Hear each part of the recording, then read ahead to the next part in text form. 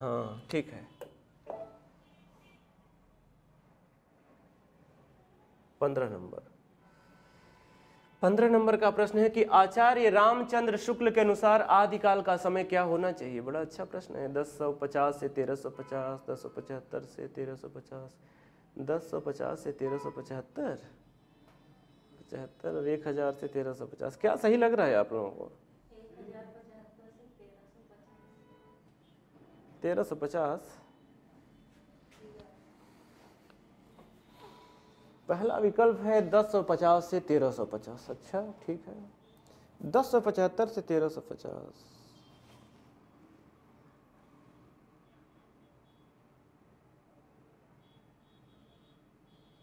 1075 से 1350 या 1050 से 1375, बात किसकी चल रही है?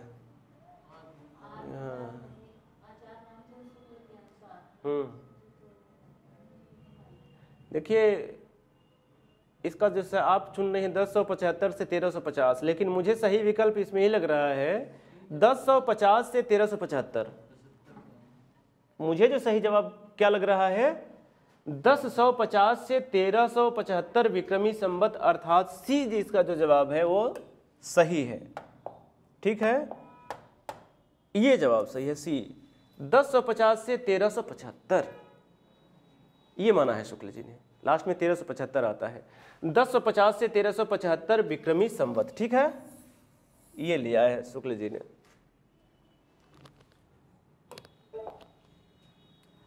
अगला प्रश्न है कि आचार्य रामचंद्र शुक्ल के अनुसार, अरे वही है क्या?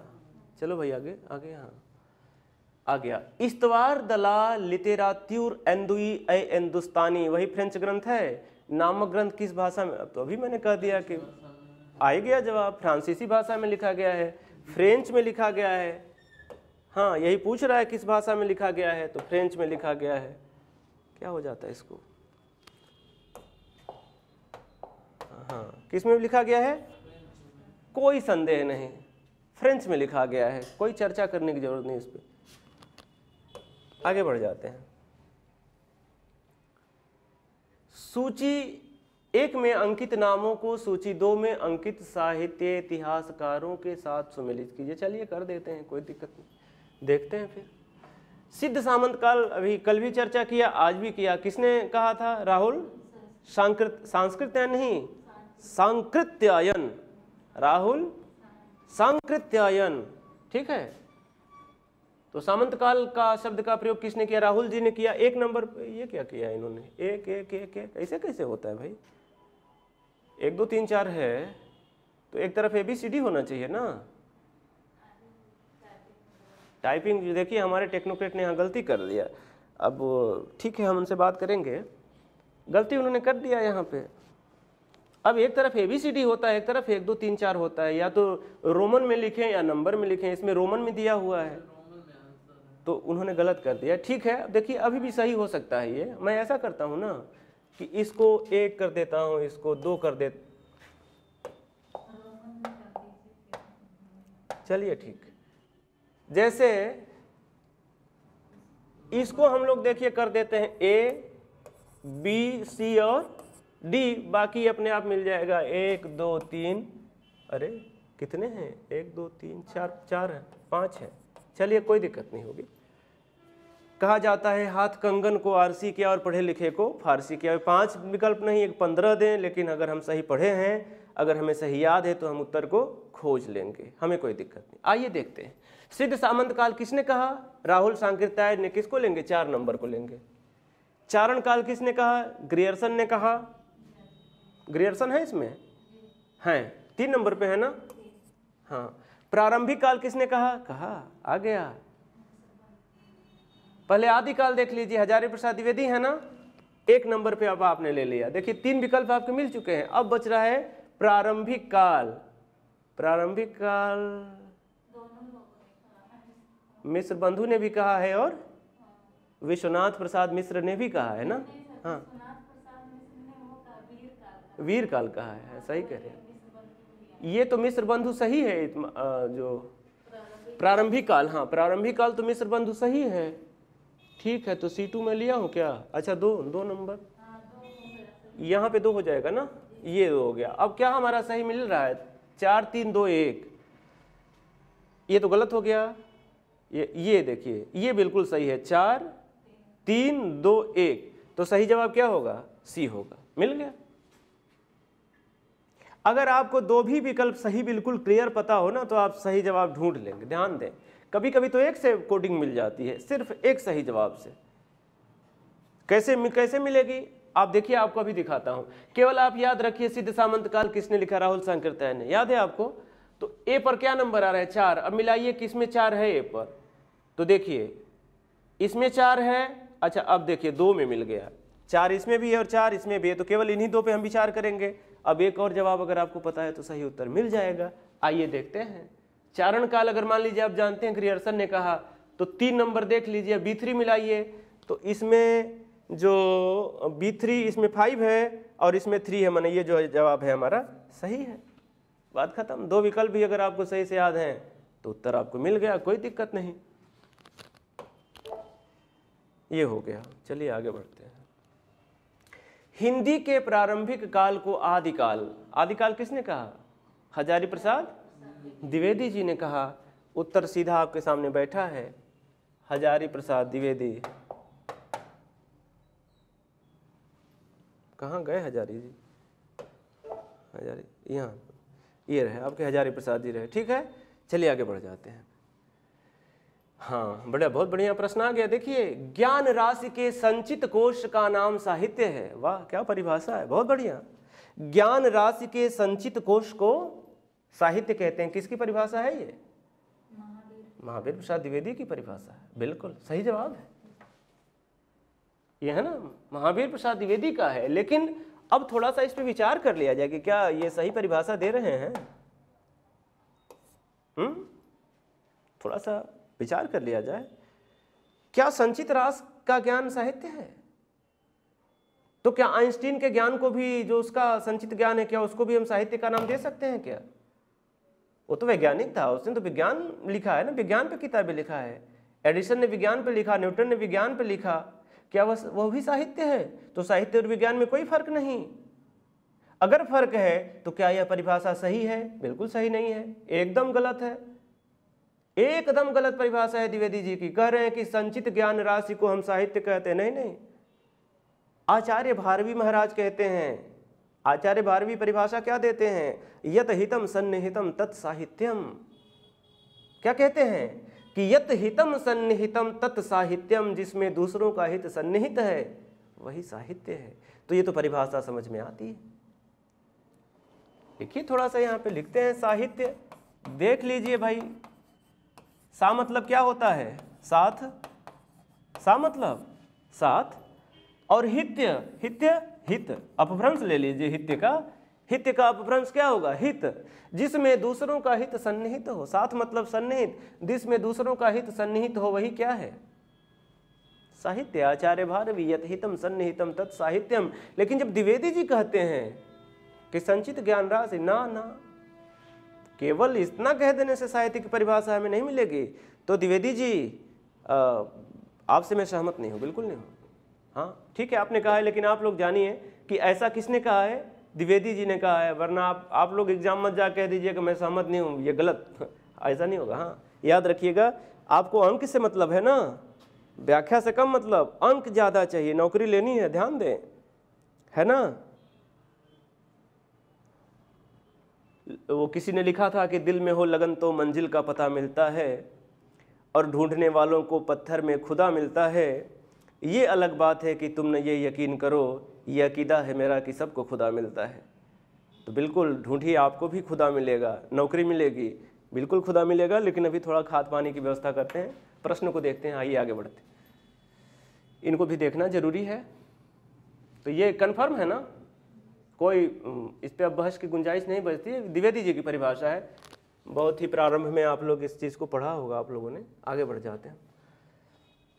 हिंदी साहित्य के इतिहास का काल विभाजन करने वाले प्रथम इतिहासकार कौन है? बड़ा अच्छा प्रश्न पूछा कि काल विभाजन करने वाले प्रथम इतिहासकार कौन है? राहुल सांकृत्यायन जी हैं, जॉर्ज ग्रियर्सन है, रामचंद्र शुक्ल हैं, या मिश्र बंधु हैं? कौन है?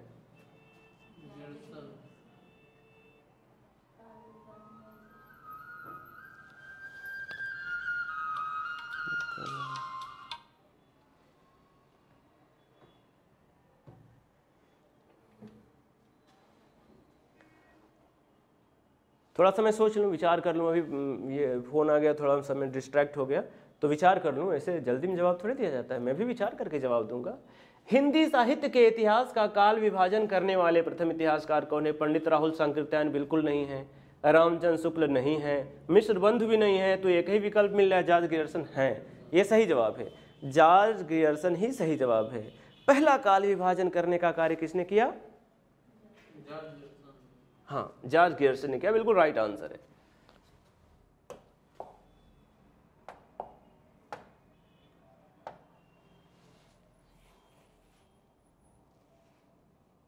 समय क्या हो रहा है?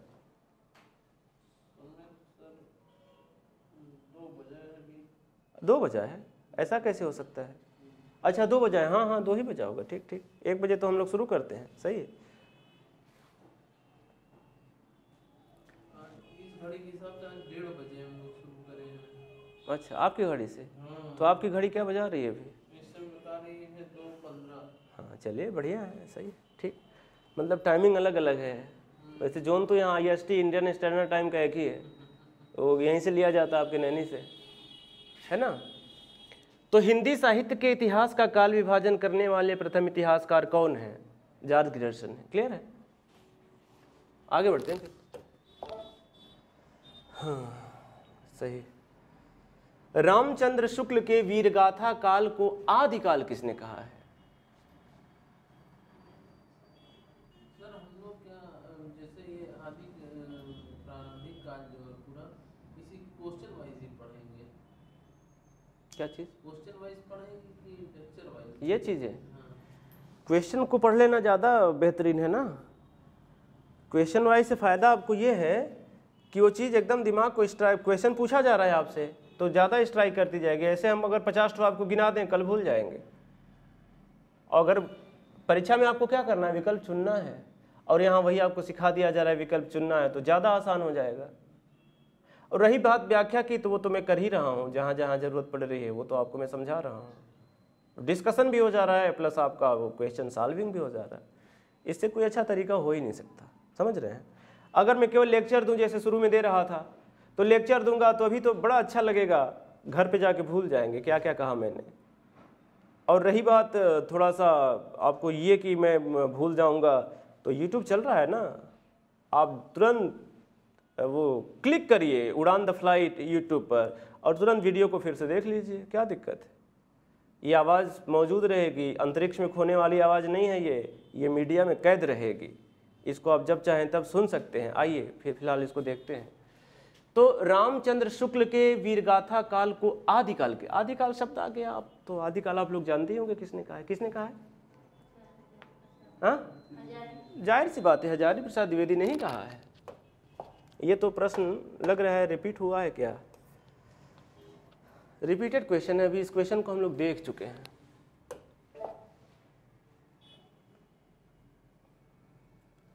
रीतिकाल को अलंकृत काल किसने कहा? आ गया, फिर ये क्वेश्चन हो चुका है ना। अलंकृत काल मिश्र बंधुओं ने कहा है। अलंकृत काल मिश्र बंधुओं ने कहा। ये प्रश्न जहां तक मुझे याद है हो चुका है, रिपीट कर दिया गया है, कोई बात नहीं, रिपीटेड क्वेश्चन है। चलिए, डॉक्टर रामकुमार वर्मा ने हिंदी साहित्य का आरंभ कब से माना? ये बढ़िया प्रश्न आ गया। अरे ये भी प्रश्न हो चुका है, 693 बताया था ना मैंने, 693। रिपीट क्यों हो रहा है? पंडित विश्वनाथ प्रसाद मिश्र के मन से क्या होता है? मत से, हाँ, मतानुसार मत से रीति काल का नाम श्रृंगार काल होना चाहिए, श्रृंगार काल होना चाहिए। क्यों? क्योंकि रीति काल नाम रखने से उसके विभाजन का मार्ग बंद हो जाता है, ये सही है। या श्रृंगार के अतिरिक्त और किसी विषय पर नहीं लिखा गया। सभी कवि कृष्ण राधा के माध्यम से श्रृंगार का वर्णन करते हैं। श्रृंगार और प्रेम रस ही रीतिकाल का मुख्य विषय है। देखिए, श्रृंगार के अतिरिक्त और किसी विषय पर नहीं लिखा गया, गलत है ऐसा कहना ना, गलत है। क्यों नहीं लिखा गया? लिखा गया, और विषयों पर भी लिखा गया, ये गलत है। सभी कवि कृष्ण राधा नहीं, देखिए सभी कवि कृष्ण राधा को माध्यम थोड़े बनाते हैं, कुछ लोग बनाते हैं ना, तो ये भी गलत है। श्रृंगार और प्रेम रस ही रीतिकाल का मुख्य विषय है ना। रीतिकाल में और भी चीजें हैं, वीरता भी है, बहादुरी की भी बातें की गई हैं। ऐसा क्या है, केवल ये दो चीजें थोड़ी हैं, तो ये भी गलत हो गया। अब एक ही विकल्प आपको सही मिल रहा है कि रीतिकाल नाम रखने से उसके विभाजन का मार्ग बंद हो जाता है। क्या हो जाता है? रीतिकाल नाम रखने से उसके विभाजन का मार्ग बंद हो जाता है। ये बिल्कुल सही चीज है। क्यों भाई? अभी थोड़ी देर पहले तो मैंने चर्चा किया था आप लोगों से, जवाब आपके सामने आ गया कि रीतिकाल नाम रखने से उसके विभाजन का मार्ग बंद हो जाता है। देखिए, रीति का मतलब परंपरा, और मैंने कहा ना कि परंपराओं का विभाजन नहीं होता, समय का विभाजन होता है। आदिकाल, मध्यकाल, उत्तरकाल, संधिकाल, ठीक है। रीति का विभाजन,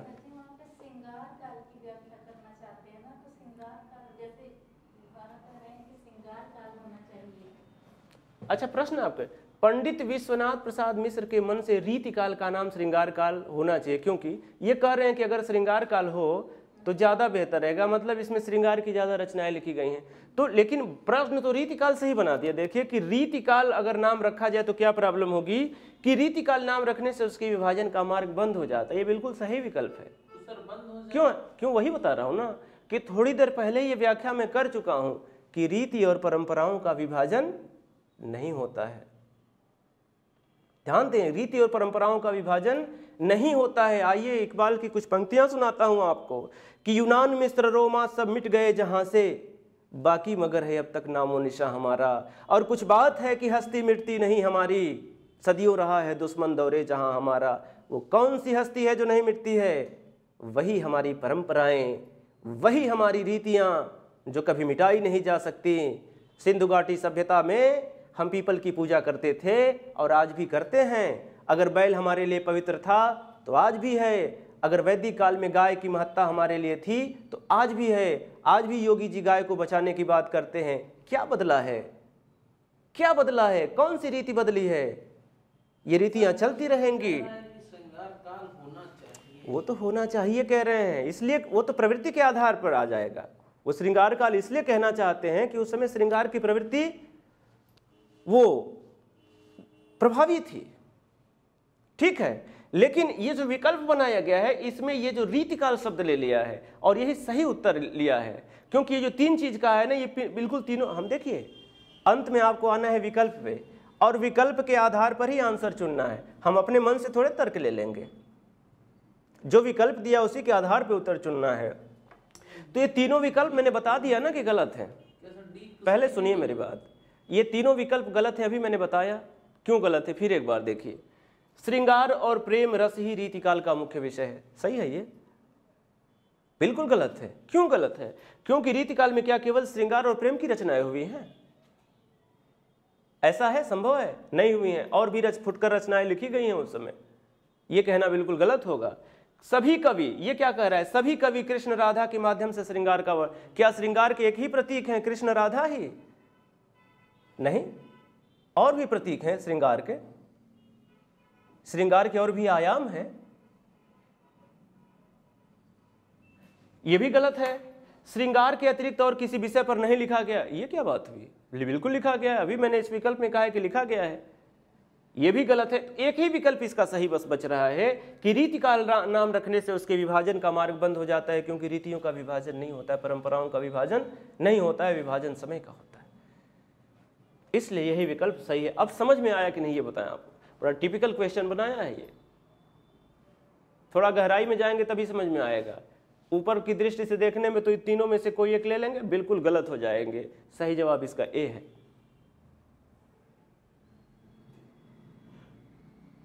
पहले आप गलत चुनिए, ये तीनों विकल्प उसके गलत हैं, बिल्कुल गलत हैं। तो क्या बचा? एक ही विकल्प सही बचा ना।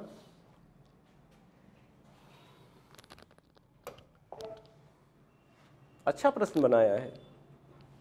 चलिए आगे बढ़िए। हिंदी साहित्य के इतिहास का काल विभाजन करते हुए आचार्य रामचंद्र शुक्ल ने प्रथम काल का नामकरण वीर गाथा काल किया। क्या किया? वीर गाथा काल। डॉक्टर हजारी प्रसाद द्विवेदी ने इसे क्या नाम दिया? आदिकाल कहा है द्विवेदी जी ने। और क्या कहा? हजारी प्रसाद द्विवेदी ने क्या कहा? क्या कहा? हजारी प्रसाद द्विवेदी ने क्या कहा? आदिकाल कहा। तो सही जवाब क्या होगा? आदिकाल होगा ना। वो वीर गाथा तो पहले ही ऊपर आ गया है। चलें अगला प्रश्न, 26 नंबर का प्रश्न है कि हिंदी साहित्य 20वीं शताब्दी के रचयिता हैं। अच्छा, बढ़िया प्रश्न आ गया। हिंदी साहित्य 20वीं शताब्दी, पुस्तक का नाम क्या है? हिंदी साहित्य 20वीं शताब्दी के रचयिता हैं निर्मला जैन, नंद दुलारे वाजपेयी, नामवर सिंह बच्चन। पहले देख लेते हैं, थोड़ा सब पर विचार कर। निर्मला जैन ने क्या लिखा? अंतस्थल का पूरा विप्लव अंधेरे में। निर्मला जैन की पुस्तक का नाम क्या है? अंतस्थल का पूरा विप्लव अंधेरे में। नामवर सिंह, कल भी बताया आज भी बता दूं, हिंदी भाषा साहित्य में वो अपभ्रंश का योग, आधुनिक साहित्य की प्रवृत्तियां, ये सब इन्होंने लिखा। ऐसे 20वीं शताब्दी देकर कोई किताब नहीं है नामवर सिंह की। बच्चन सिंह, हिंदी साहित्य का दूसरा इतिहास, क्या लिखते हैं? बच्चन सिंह, हिंदी साहित्य का दूसरा इतिहास, ये भी नहीं है। अब एक विकल्प कौन सा बच रहा है? नंद दुलारे वाजपेयी। कौन सा बच रहा है? नंद दुलारे वाजपेयी, और यही सही उत्तर है इसके, नंद दुलारे वाजपेयी। हिंदी साहित्य 20वीं शताब्दी के रचयिता नंद दुलारे वाजपेयी। आगे बढ़ते, कोई दिक्कत हो तो बताइएगा आप लोग, हम रुक जाएंगे तुरंत वहां पर। नया प्रश्न आ गया, कविता कौमुदी के संग्रहकर्ता कौन है? कौन कर सकता है ऐसा? कविता कौमुदी है ना, त्रिपाठी जी लग रहे हैं इसके सही उत्तर। हाँ, त्रिपाठी जी हैं। कविता कौमुदी के संग्रहकर्ता कौन है? राम नरेश त्रिपाठी। श्याम सुंदर दास नहीं है, आपको पता होगा, इन्होंने ऐसा कोई काम नहीं किया। सांकृत्यायन जी ने नहीं किया, नगेंद्र ने किया ही नहीं है। इसका सही जवाब जो है ना, वो है राम नरेश त्रिपाठी हैं। कविता कौमुदी के संग्रहकर्ता हैं राम नरेश त्रिपाठी। अब 28वां प्रश्न देखें, मिस्र बंधुओं में शामिल नहीं है, माने जो 3 भाई हैं उनमें कौन शामिल नहीं है?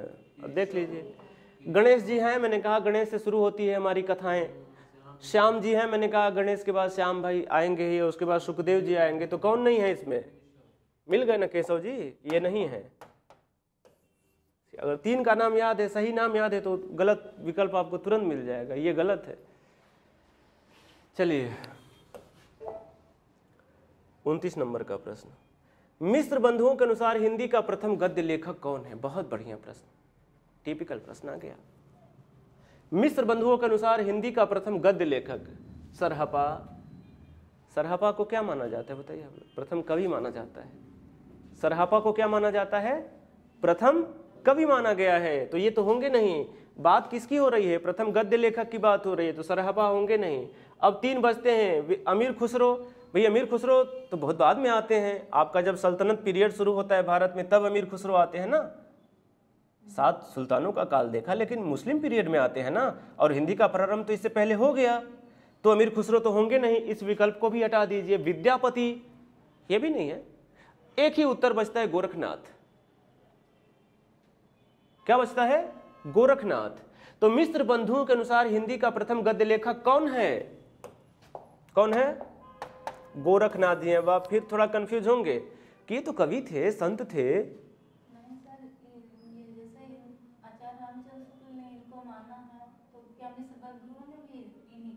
हाँ, मिस्र बंधुओं ने भी माना है गोरखनाथ जी को, ये बिल्कुल। पहला जो गद्य लेखक माना गया है गोरखनाथ जी को माना है, मिस्र बंधुओं ने भी माना है। और यही प्रश्न है यहाँ पे, सरहपा को पहला कवि माना गया है, ठीक है। अब गोरखनाथ के बारे में तो आप लोग जानते ही हैं कि नाथ परंपरा की नींव डाली थी इन्होंने, है ना। और उनके पंथ को मानने वाले आचार्य कह रहा हूँ, माननीय मुख्यमंत्री वर्तमान उत्तर प्रदेश सरकार, माननीय योगी आदित्यनाथ जी उस परंपरा को आज भी जीवित रखे हुए हैं, आगे बढ़ा रहे हैं। किस परंपरा को? नाथ परंपरा को, जो गोरखनाथ ने शुरू किया था। तो बड़ी अच्छी बात है। लेकिन एक जगह थोड़ा अंतर आ जाता है कि इनके जो आदि गुरु थे गोरखनाथ जी, वो कहते थे, बात उसकी मैं नहीं कर रहा हूँ, इनके जो नाथ परंपरा के इनके जो प्रारंभिक गुरु गोरखनाथ जी जो हैं, जिन्होंने उस परंपरा का सूत्रपात किया गोरखनाथ जी ने, तो वो कहते थे कि सहजे रहिबा भेद न कहिबा। क्या कहते थे? कि सहजे रहिबा भेद न कहिबा, मतलब वो सहजता से जीवन जीने में विश्वास करते थे कि हम सहजता से जीवन जीना चाहते हैं, और हम इसे आपका भेद भी नहीं बताएंगे कि सहजता से क्यों रहना चाहते हैं। सहजे रहिबा भेद न कहिबा। लेकिन आज जो उनके अनुयायी हैं, माननीय आदित्यनाथ जी, उन्होंने तो सहजता को छोड़कर आज शासन का महिमा मंडन स्वीकार कर लिया है, जबकि हमारे जो पुराने संत थे वो शासन से बड़ा दूर रहना चाहते थे। संतन को कहाँ सीकरी सो काम, संतन को कहाँ सीकरी सो काम। तो कितना बेहतर होता कि माननीय मुख्यमंत्री जी अगर अपने मठ पे रहे होते, अपने गुरु की परंपरा को जीवित रखे होते, लेकिन आज उन्होंने समझौता कर लिया, आज उन्होंने शासन को स्वीकार कर लिया। संत शासन करने के लिए थोड़ी आता है, संत तो एक फकीर होता है, वो आध्यात्म का प्रचार प्रसार करने में जीवन बिता देता है, उसे शासन करने की क्या आवश्यकता है। ठीक है, ये जो कुछ भी हो, तो थोड़ी सी राजनीति से मैं दूर रहता हूँ, तो इस तरह की कोई टिप्पणी करना नहीं चाहूँगा। लेकिन जब बात साहित्य की आई, अब उस परंपरा की आ गई, गोरखनाथ जी की बात आ गई, तो मैंने कह दिया कि अपने गुरु की परंपरा को जीवित तो रखा आदित्यनाथ जी ने, माननीय मुख्यमंत्री जी ने, लेकिन उनके सिद्धांतों से समझौता कर लिया, क्योंकि वो सहजता के जीवन की बात करते थे। इन्होंने महिमा मंडन को स्वीकार कर लिया। सहजे रहिबा भेद न कहिबा। बड़ी एक अच्छी कथा याद आ गई मुझे। गोरखनाथ जी के पास एक रस्सी हुआ करती थी, ठीक है, गोरखनाथ जी के पास एक रस्सी हुआ करती थी। तो उस रस्सी को दिन भर वो खोला करते थे। प्रतिदिन दिन भर का काम क्या था, ये बैठ करके रस्सी खोलते थे और रात भर में उतना उलझ जाती थी। एक बार उनके एक शिष्य ने कहा कि बाबा ये क्या गोरख धंधा है। ये गोरख धंधा शब्द वहीं से आया है, गोरख धंधा शब्द वहीं से लिया गया। और शिष्य ने कहा क्या गोरख धंधा है, आप दिन भर रस्सी को खोलते हो, रात भर में उतनी रस्सी उलझ जाती है, ये क्या हो रहा है। तो गोरखनाथ जी ने कहा था वहां पे कि बेटा यही जीवन है, तुम दिन भर में जितनी समस्याओं का हल करते हो, रात भर में समस्याएं उतनी उलझ जाती हैं, और यही करते करते जीवन बीत जाता है, यही करते करते जीवन बीत जाता है। तुम दिन भर सुलझाते हो, रात भर चीजें उलझ जाती हैं। तो इसी गोरखनाथ को क्या माना है मिश्र बंधुओं ने, पहला गद्य लेखक माना है। और आपको बता दें कि गोरखनाथ के पंथ में और एक अघोर पंथ का नाम आपने सुना होगा। अघोर पंथ का नाम सुना आप लोगों ने, वो भगवान अवधूत राम, भगवान किन्ना राम। तो अघोर शब्द भी जो है, अघोर, थोड़ा अघोर का अर्थ निकालिए तो अ मतलब नहीं, अघोर मतलब घना या जटिल, घोर मतलब घना या जटिल, अर्थात जो जटिल नहीं हो वह क्या है, अघोर है। जो जटिल नहीं है अर्थात जो आसान है, सरल है, वही क्या है, अघोर है। तो अघोर पंथ का भी अर्थ यही है कि ये लोग सरल जीवन और सरल समाधि की बात करते हैं, सरल सिद्धि की बात करते हैं। यह सिद्धि का एक सरल मार्ग है अघोर पंथ, कठिन मार्ग नहीं है, सिद्धि का एक सरल मार्ग है, जिसको हम कहते हैं अघोर पंथ। जिसको कबीर ने अपने शब्दावली में कहा कि साधो सहज समाधि भली। क्या कहा कबीर ने कि साधो सहज समाधि भली, अर्थात समाधि वही है जो सहजता से मिल जाए। और उसी सहजता की बात गोरखनाथ भी करते हैं कि सहजे रहिबा भेद न कहिबा। लेकिन माननीय मुख्यमंत्री जी भुला दिए अपने गुरु की बातों को, आदि गुरु की बातों को भुला दिए। आगे ज़्यादा नहीं कहूँगा, आगे बढ़ते हैं, फिलहाल हम लोग अपना काम करते हैं, वो लोग अपना काम करें, है ना। हाँ, क्या मतलब, ठीक। तो गोरखनाथ जी, चलिए ये प्रश्न हो गया, बहुत चर्चा हो गई गोरखनाथ जी पे। आइए तीसरा प्रश्न देखते हैं। हिंदी साहित्य के इतिहास ग्रंथ की रचना निम्नलिखित में से सबसे पहले किसने की है। बहुत बढ़िया प्रश्न पूछ दिया।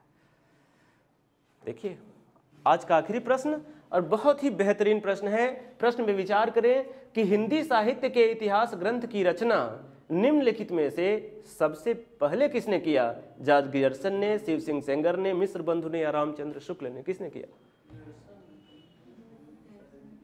ग्रियर्सन ने किया ना, आपके अनुसार ग्रियर्सन ने किया।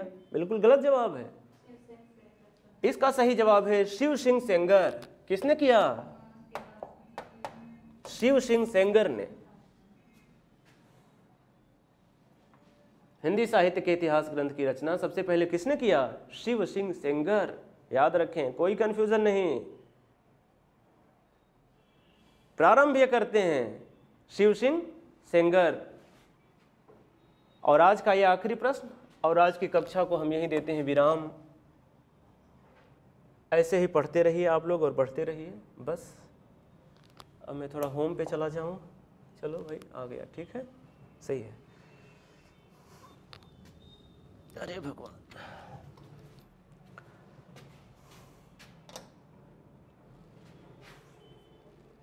हाँ चला जाए, ठीक है। बहुत 30 प्रश्न बहुत हो जाते हैं ना, व्याख्या भी जरूरी है उस पर। अच्छा ये निकालना है, बड़ा तामझाम है इलेक्ट्रॉनिक दुनिया में।